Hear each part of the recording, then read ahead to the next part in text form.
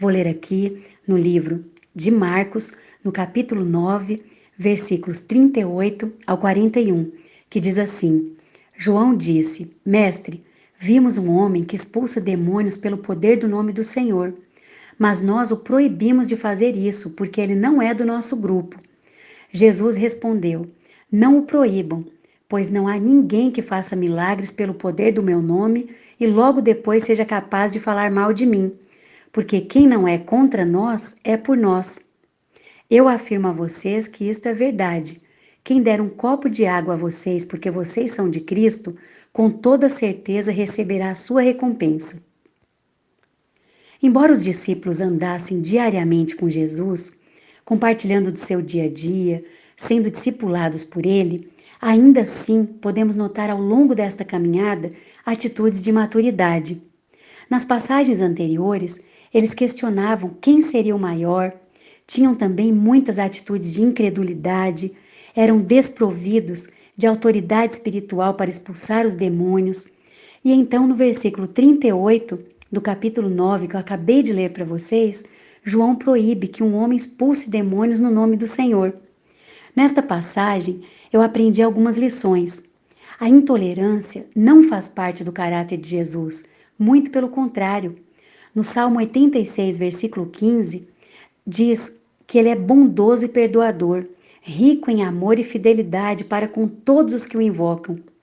No Salmo 103, versículo 8, também diz que o Senhor é compassivo e misericordioso, lento para se irar e cheio de amor.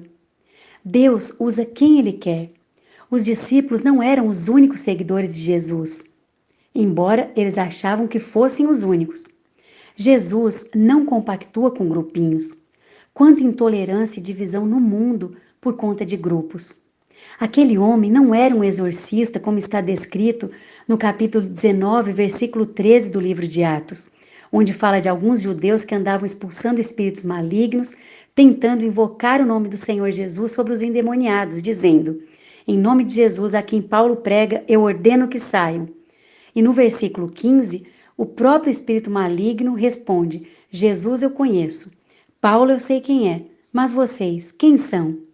Se aquele homem não fosse temente a Deus, com certeza Jesus, que é conhecedor de todas as coisas, já o teria repreendido e os demônios jamais se sujeitariam a ele.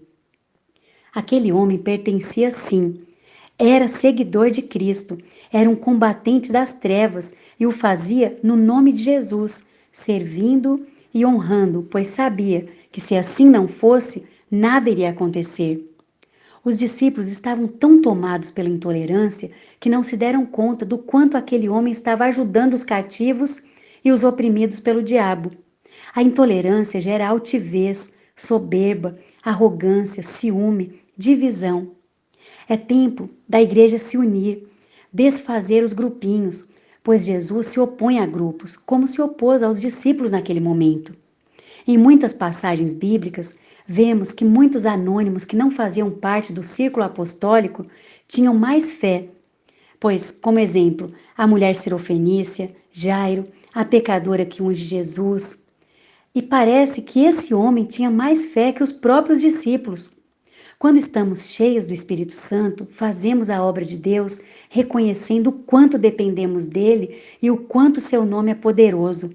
Não usurpamos a glória que é dele, falando que fomos nós que curamos ou conquistamos, seja lá o que for. Não. Muito pelo contrário, reconhecemos que é tudo sobre ele. Passamos por cima das diferenças, a fim de que o nome dele seja exaltado. Jesus dá poder e distribui os dons a quem ele quer.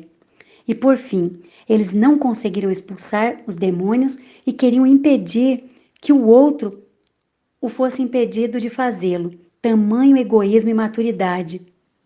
Aquele homem estava de fato dentro da vontade de Deus, pois o verdadeiro discípulo é aquele que faz grandes coisas e pequenas coisas em nome de Jesus e para a glória de Deus. Que tenhamos cuidado com a intolerância, achando que somos os únicos na face da terra. Lembrando que na eternidade teremos todos os nossos irmãos que amam a Cristo. Lá não existe denominação, grupos, lá será o corpo de Cristo, a noiva. Então, que a gente siga crescendo na graça e no conhecimento de Jesus, para que não sejamos intolerantes. Amém? Que Deus te abençoe grandemente.